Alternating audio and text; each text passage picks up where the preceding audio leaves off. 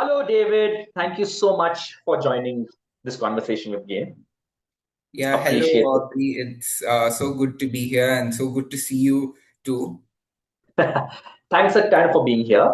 So let us begin. David, please tell the world what do you do and about David. Okay, so I'm basically in Chennai, and I'm actually an author of a young adult fantasy series titled The Chronicles of Kenkesia. And I worked on two books of those. The first two are out, and I'm currently writing the third book in the series. And in the meantime, I wanted a break, so I've also written a standalone young adult fantasy that I'm looking to publish. So that's all about me. And yeah. Which school do you study in? Which class are you in? How old are you? Okay, so I am currently 18 and I'm pursuing my bachelor's degree in engineering at SSN College of Engineering. And I'm in my first year now, and I just finished my schooling from Montfort School, St. Thomas Mount. Now, what books do you like apart from yours, where you take inspiration from, where you look to which you love reading? As a child, so let's start from that first. So I've always loved Enid Blyton's books. You know, she's really good. And if any new person comes to me and asks me what they should read, where they should start, I always recommend Enid Blyton. She's got a vast range of genre. So like you can pick and choose which one you want. And apart from that, after that, when I started growing up, I really liked fantasy a lot. So I, moved into more of the young adult fantasy genre, like the Inheritance Cycle, the Lord of the Rings, and all of those things. So that all that together inspired me to actually write my book at a young age.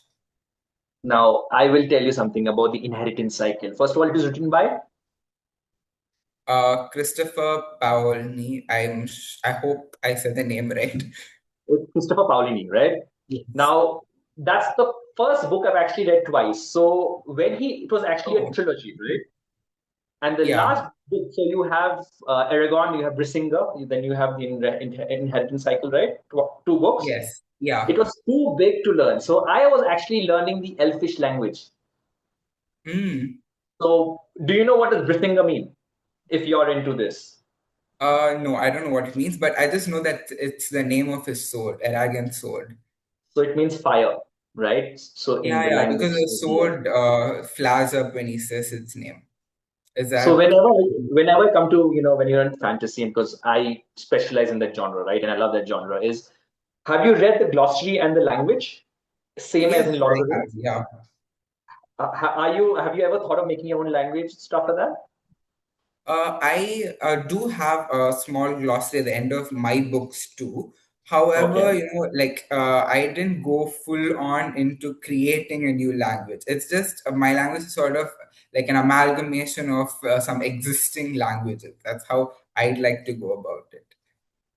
Because whenever you're going into fantasy, you have to be very careful when it comes to linguistics of it, right? And Yes, when you yes. say elf, you have to see the way they speak and then the dwarves and get Yeah. into that. Uh, your advice to a lot of young writers would be what? When I started out writing, like I didn't know whether what I was doing was right or how do we go about this. But looking back, what I feel is that I should have just gone instead of really doubting myself that much. Because when I first finished it, I was like sending my book out to people, and some of them were supportive, some of them weren't really supportive.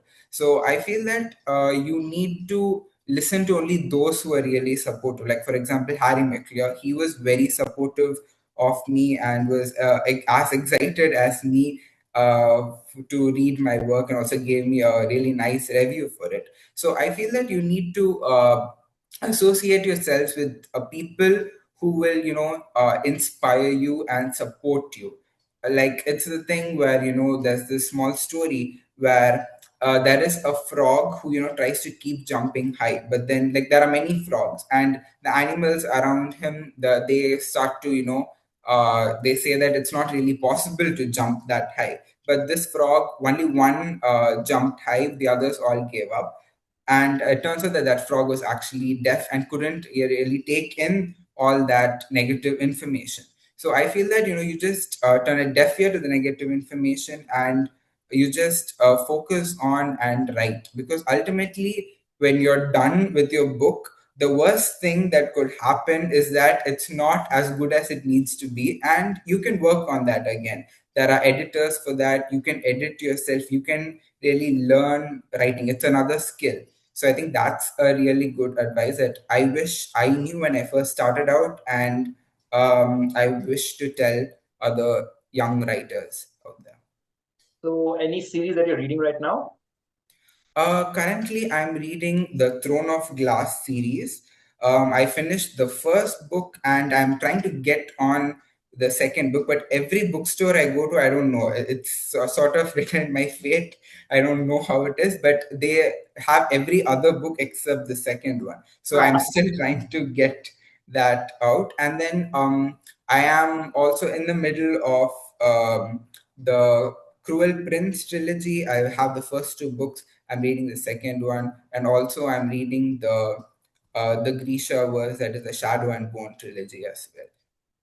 There's another one you should reach out, which I had a problem getting, but I make sure like I have every book of it. Is the Sword of Truth series by Terry Goodkind. Have you heard of it? Yeah, I've heard of it. Yeah, That's the thing. yeah, Now, definitely. I'll get into sorry. that. Yeah, I'll get Yeah. into that definitely. Yeah. Yeah, it's incredible, and it's like 12 series, and then the Chronicles of Nisi. Anyway, it's I'm a huge fantasy fan. That's why, right? Now coming to the Anglo-Indian community, which you're a part of, you're a proud Anglo-Indian. Now tell us about your experiences with the community, your peers when you talk to them, what they think about the community. Okay, so when growing up, my father, okay, he has his home in Kodambakam, but we technically moved closer to Palavandangal. So around my home, we didn't have a lot of Anglo Indians. But however, in my school, when that's in St. Thomas Mount. So St. Thomas Mount is the place where there are a lot of Anglo Indians.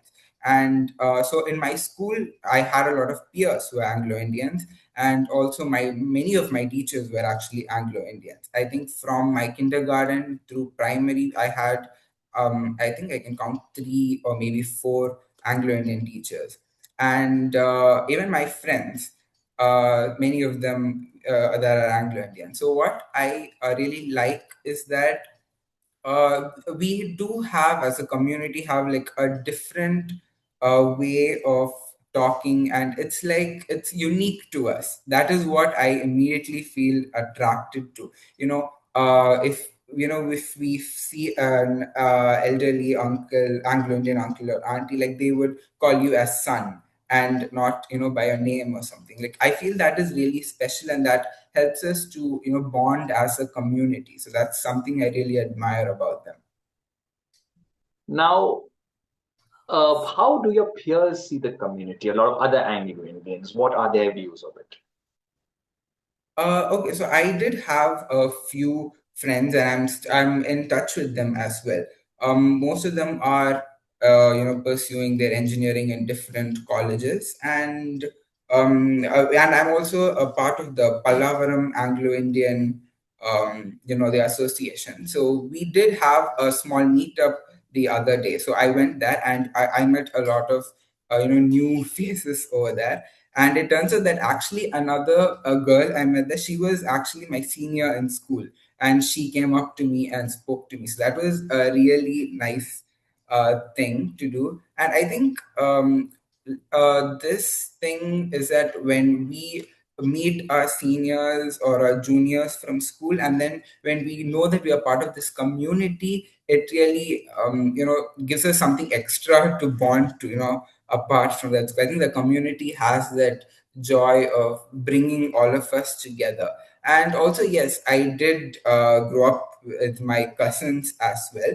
My and it's the same thing. It's really it's a different feeling to be around our own people and Anglo Indians. You really feel good when you're around them. So, when you go for these association meetings, how many young Anglo Indians are there? If I were to ask you a count. Okay, we had like quite a number. I think there were around 10 to 12 of us. And I was like, sitting, and I was a bit hesitant at first because I was meeting a lot of new people at that time. So, and immediately the president of the association, he pulled me out, and, he made me go, and we play cricket with the other others. They already knew each other, so, and they were really welcoming, and it was really fun. Like, I didn't feel like, I'm talking to a stranger or anything. I felt at home when I was talking to them. It was really nice. And again, that's something I really love about the community, and how it really brings in people and how we bond. So that's about the youngsters. And I feel like, as youngsters, we are indeed, trying to continue on with our parents and grandparents heritage, and bring in the community together. Now that's where we want to go into this conversation. Now, what do you think should be done in order to kind of make this community a little more vibrant, make sure that we are all together, making sure, because a lot of people say, you know what, this community is becoming small year by year, and the Anglican community is not dwindling, and I'm very surprised because there are a lot of Anglican Indians we don't know about. Now, from a youth perspective, your perspective, what do you think we should do? That's a very good question, actually, and I think that's also the need of the art for our community, because the youngsters are the future of the community, of any community. So we need to be close knit, and the youngsters should take new initiatives to bring together Anglo Indians. And like, I could bring in my cousins and introduce them to the others, and they could introduce their friends and cousins to them. So, we could make new friends. And we most of us have cousins who are abroad as well. So if we could, like, link them, and if maybe one person from the community is planning to go abroad, then we could link someone we know there, so they could help them. And I feel that we need to create more, like, fun events that are entertaining to the youth, so that it will draw in more people. Like the event that we went to, that was organized by the association, that was really fun, and we got to know a lot of new people. As you said, like, I didn't even know that, I had a senior in my school, and when she spoke up to me, like, I was able to recollect. And another thing I would say is that we need to sort of go on a larger scale, and maybe go into more of social media, and promote our community. Like, I do see a lot of initiatives being taken. Like, of course, like, Gain is also a very good initiative that you are taking, so, to for our community. So I feel like the youngsters should be more involved in these, and sort of take the baton from the elders and carry it forward, so that the legacy continues. Because as long as these small stories and these traditions are carried on, like, that's what defines our culture in at the end of the day. So we need to carry forward these traditions. I think that is really important for the youth. And yeah, I hope that all of us could come together and stick together and make this community thrive. Now, I am talking to David Baker. Am I correct? Yes. So my question to David Baker is, what can David Baker do?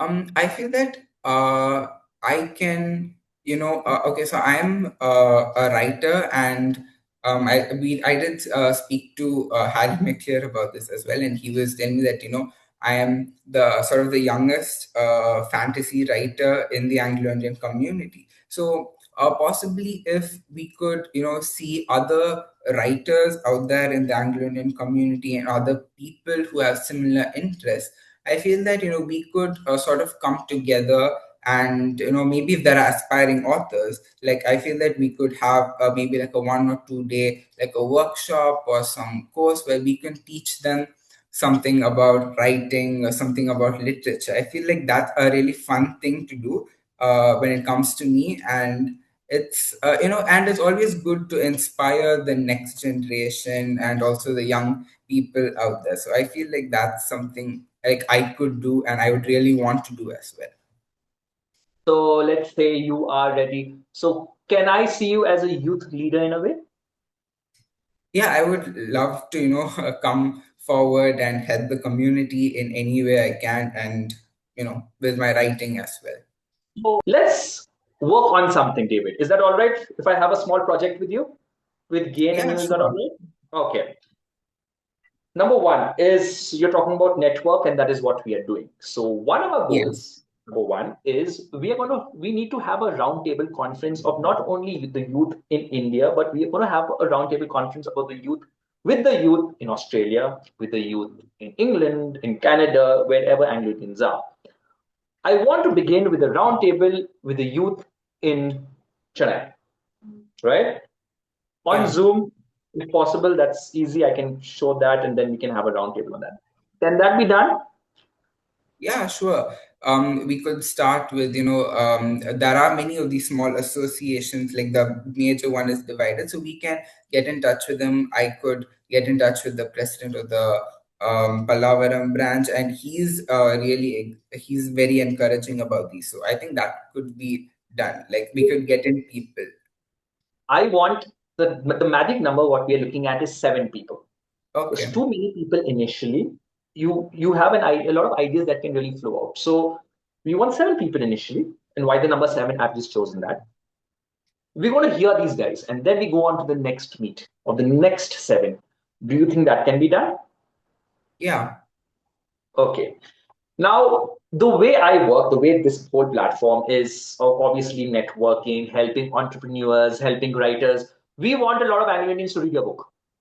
I'm going to read your book. I'm going to get your book. But Yeah. only And if I hope you, you really like it. I don't worry, I will, I promise. If it's fantasy, I read fantasy. If it's not that, I am not ready more. Right? Now, here's the question. The second one is not the question. Before I ask you the next one is you talked about workshops, correct? Yes. Okay.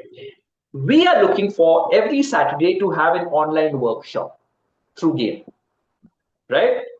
So keep in mind, we are not any association, it's open to everybody. We are kind of an umbrella unit for the Anglo Indians around the world, just not India, but around the world to come and help and talk about India because a lot of people are asking about their roots, right? So, Yeah. as you said, you would love to, talk to the youth about your writing. Would you be okay with that? Yeah. So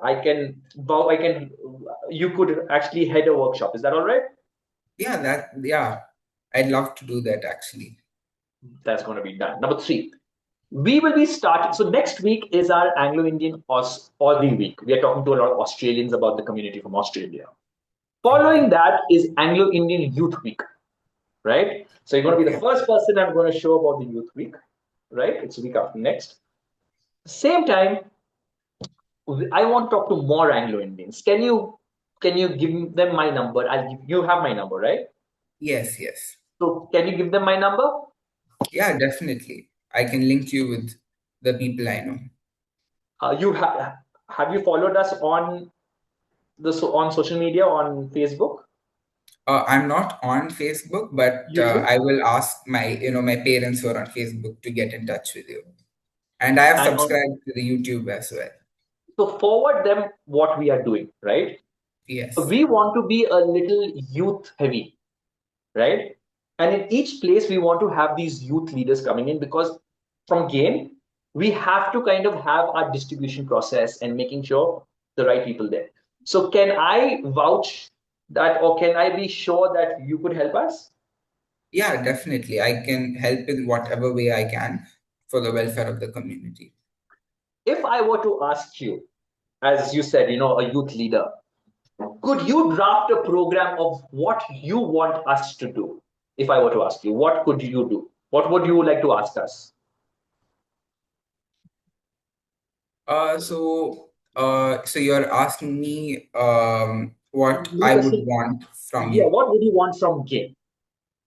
Okay, so from Gain, I would really like to meet a lot of youth Anglo-Indians from around the world and share, our stories and our roots. That would be really nice. That's one thing. And another thing, like as I said, like I would really want to get in touch with a lot of Anglo-Indian writers. Like for example, we do have Ruskin Bond, who is a very well-known Anglo-Indian writer. So like if we could have these Anglo-Indian writers coming together, that would be really nice, and it would it will stir up some what do you call it, like some attention towards the Anglo-Indians, and that will help the community come together as well.